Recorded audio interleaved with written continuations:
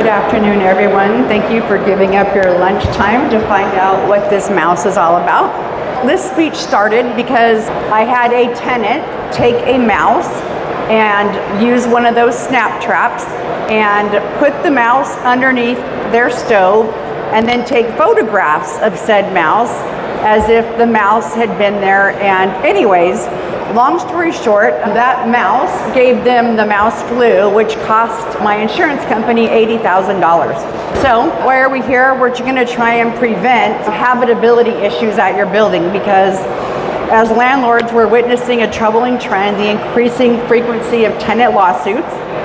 And the surge can be attributed to a variety of factors, including rising rents, exaggerated poor living conditions, stricter tenant protection laws, and the lasting impact of COVID-19. The heightened legal awareness among tenants. ChatGPT makes them all armchair lawyers, as most of you probably know already. So, a tenant, a lawyer, an insurance agent, and a property manager walk into a bar.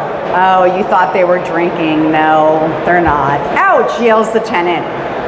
Suddenly, the tenant screams. What do you think happens? Well, someone forgot to take down the signpost on the lawn, and so the tenant tripped over that. And of course, the number one rule of property management, avoid giving lawyers a reason to smile, because that's a lawsuit waiting to happen, right? The insurance agent goes, fantastic, but not for you. Your habitability insurance just went out the window. I don't know how many of you have been told that they lost their habitability insurance. This is an upcoming trend, everyone, so be aware. You don't want a habitability claim on your insurance. You're going to want to try and avoid it at all costs, because you want to keep that habitability insurance for something major, something big. We're going to go through a bunch of the things that you can do to avoid this. So the property manager, of course, is wearing 1,000 hats, and he's going to get rid of that post and make a bunch of calls and find out why someone's not walking that property daily and, finding liabilities. If you have an on-site manager, they should be walking the property daily and looking for liabilities. They're looking for posts that haven't been removed. They're looking for rails that are loose. They're looking for lips and sidewalks that are more than an inch. You want to make sure, as much as you possibly can, that your building is liability free. And please, I'm telling you, you want to document it via pictures and a written report every time you go, unless you're going every day, of course, but you want to do inspections for your property so that a tenant can't claim that this condition existed for a long time and you didn't take care of it. You want proof that it didn't exist. So of course, in this situation, hopefully that tenant who screamed out is okay. And if he asks you to pay for his medical bill, let's say it's $500, what should you do? Well, in the current situation and what I have been dealing with lately, there would have been a time in my life when I would have been like, sorry buddy, watch where you're going. But not anymore. So if his medical bills are $500, I highly recommend that you pull out a pen and write a check, and also have him sign a release and move on from that. If that's all he's asking for and it's reasonable, I highly recommend that you do the reasonable thing and just pay it. Yeah, so factors driving the lawsuits is, again, everyone's an armchair lawyer and they have access to ChatGPT and everything else.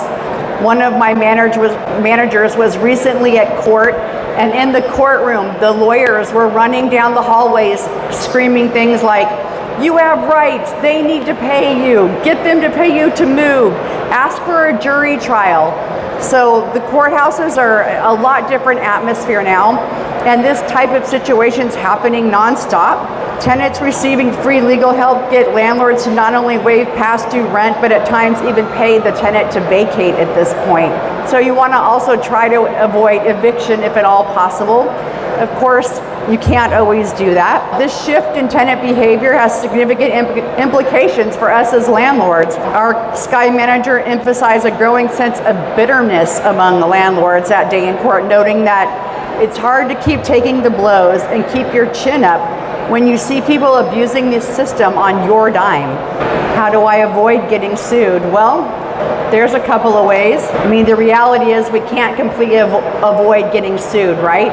but you want to do everything you possibly can. Stay informed. You want to minimize the risk of lawsuits by knowing the tenant laws. And as most of you know, if you're getting the AGLA magazine, those laws are changing very quickly. To stay up on them, you need to really know what you're doing, or you need to have a property management company that knows what they're doing and staying on top of these laws, because they're changing quickly. You also want to walk your properties. You want to maintain high property standards. You don't want tenants that have peeling paint inside their units, and you want to be able to do your 6-month walkthroughs on a regular basis. And when you do that 6-month walkthrough to check those smoke alarms, as your insurance company requires, by the way, you want to be looking for leaks under sinks. You want to be looking for peeling paint. You want to be looking for anything, frankly, that the code enforcement is going to look for when they come through your unit. So you need to have a good checklist, and you need to know what you're checking, and you need to let the tenant know what you're checking when you go in their unit. You can't just give a 24-hour notice. You have to actually tell them what you're checking. So you put that up with your 24-hour notice to enter. I don't recommend just giving them 24 hours. Give them a chance to put their pets somewhere. Give them more notice than that, but legally you still have to post that 24-hour notice. Now, the new law says that when you do your 6-month walkthrough, now you have to photograph their unit. I will caution you, don't take so many pictures that people get bored looking at them. You want to take, maybe 6 pictures inside that unit, unless you see something that really needs to be documented in there. So you want to be careful about not also getting their personal items in there or photographing anything personal. Be careful about that. All right, so regular maintenance and repairs. One of the fastest way to get sued is ignoring a call for maintenance. I have a leaking sink, shouldn't be ignored. You need to go out and take a look at that and fix that as soon as possible. We had a tenant that had a hot water leak under her sink, and she saw that as an opportunity to tape her cabinets shut. Well, that hot water leaked under her sink, and then of course, what do you guys think grew under there? Mold. We're all dealing with that. I'm sure many of you have had tenants that claim a mold situation. You want to jump on that right away. Whether it's cutting out the wet material, whether it's properly doing it with bleach. If you know how to do it, I highly recommend you take the class and know what you're doing or how it should be handled, or hiring a professional company to do it. There's a lot of remediation companies here. However, if any of you have used one, you know what they cost. So I caution you to be careful about that. So you want to stay strict compliance with health and safety codes. Again, if you've ever had code enforcement come through your building, you know what those are. When you do your 6-month walkthrough, make sure you document all of that now. Utilize a clear and detailed lease. All of you should be using either the AGLA lease or one done by an attorney, or not something you're buying at a stationery store. And you should be requiring renter's insurance. If you're not doing that, you need to start doing that right away. And if you have tenants that don't have it, I highly recommend that you tell them how inexpensive it is, or at least it was, although insurance is changing quickly, as all of you know. All of your tenants should have renter's insurance, because that might be something that you could rely on if they make a mistake that's covered. Also, you should be added as additional insured on that policy. You just have to request it, and then you get a notice if they don't pay it or it expires, or all right, so stay on top of that. All right, so you did all of that. You're the best landlord on the planet, and you still got sued. Well, not much we can do about that, right? So the insurance industry is now canceling our habitability insurance. This is what's happening, right? These are all the reasons we're getting sued, right? So I do think there are ways to avoid getting sued. One of the things that I can tell you is that you want to communicate with your tenants. If they are angry and upset, talk to them. Whether you're talking to them, your employees talking to them, your management company is talking to them, you want to talk to them. You want to have clear communication, and you want to try and settle whatever their issue is before it gets to an attorney and before it hits your insurance, so that you can hang on to your habitability insurance. So you always want to ask for a mutual release. Once you guys come to an agreement and you take care of that wet carpet that was, $300 in the kitchen that got wet, when their sink leaked, You want to make sure that you get a mutual release from them. You don't want them coming back later and saying, that carpet was in there for 6 months and it caused them to have terrible allergies and now they need to see a doctor daily. I'm insured, this won't be a problem. My insurance will protect me. Will it? Well, that's the real question, right? Because right now we all have insurance, but the industry is changing quickly. Our voices need to be heard in Sacramento and in DC about our insurance and what's happening. Some of us can't get fire insurance. Some of us can't get habitability insurance. So, of course, all of that's changing. Tenants keep suing me over nonsense. Yeah, we usually just pay them off. It's easier and cheaper that way. Well, it's a disappointing fact on this mouse case where they took a picture of a mouse underneath their stove. The insurance agent told me right away that they would contact an attorney. The attorney contacted me right away. They told me they were going to fight this tooth and nail. There was no way the tenant was going to get away with this. We had photographs, we had proof. And in the end, it didn't matter. It was cheaper for the insurance company to pay them off than it was to fight the lawsuit. And because of that, that building no longer has habitability insurance. So you want to be aware of that. Originally, when this man called my office, this mouse was outside, by the way. But when it got to his attorney, it was inside under the stove and he had photographs. Of course, you're asking, doesn't the insurance company paying off the tenant right away encourage more lawsuits? Yeah, of course it does. And they're going to continue to do it until it's no longer financially feasible for them, right? Why did my premium triple? I think we're already asking that question. And it's because now, instead of the issues on your property being the liability, the person that's insured is actually the liability, if you think about it from the standpoint of the insurance company. So this is what we're going to do. We're going to document everything. We're going to make sure our lease agreements are in good shape. We're going to take care of complaints right away. We're going to do repairs immediately. Also, you should know that the biggest reason a tenant won't leave your building is because they don't get good maintenance. Stay informed, know the laws, try to stay away from unnecessary legal headaches. So you want to manage your insurance smartly. You're going to want to have a good insurance agent. Matt Fuller, whose booth is next to mine, is going to come over after my talk. And you can ask him questions about insurance if you would like to. You can also ask me questions. You're going to review your policies and you're going to make sure, keep track of your tenant insurance to make sure it doesn't lapse. Some cities offer mediation. In my opinion, you want to try and resolve the dispute before it gets that far. The minute you hear the word lawyer, it's going to cost you. Okay, so his question is regarding mildew. Of course, we never call mold anything but mildew.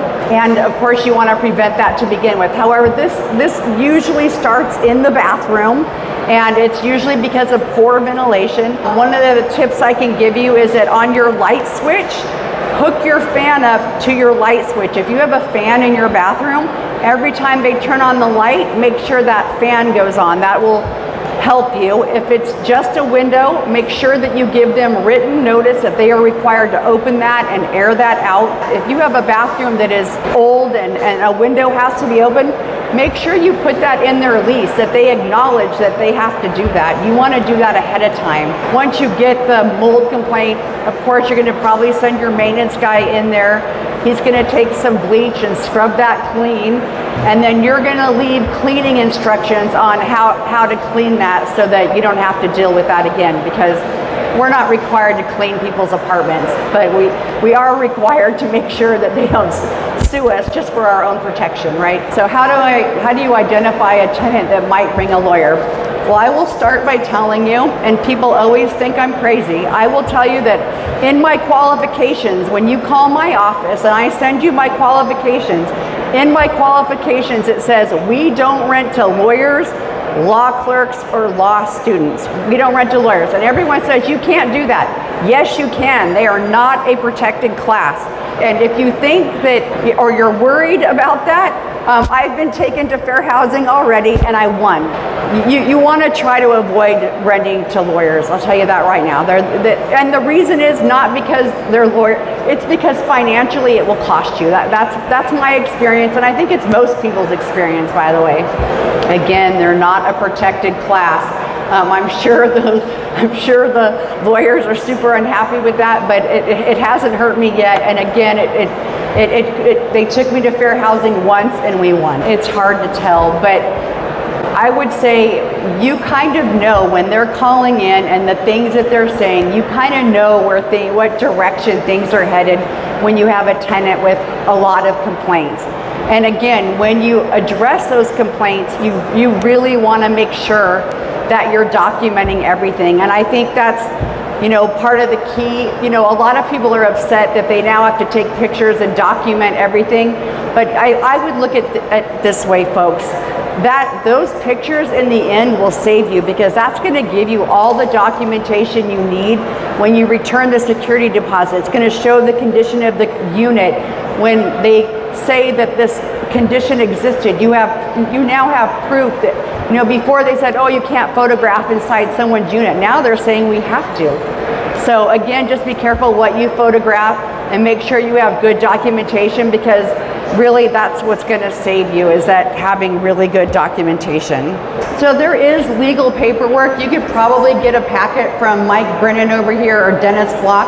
There is a packet that they have to fill out, and I highly recommend that you get that all filled out before they're allowed to have that pet.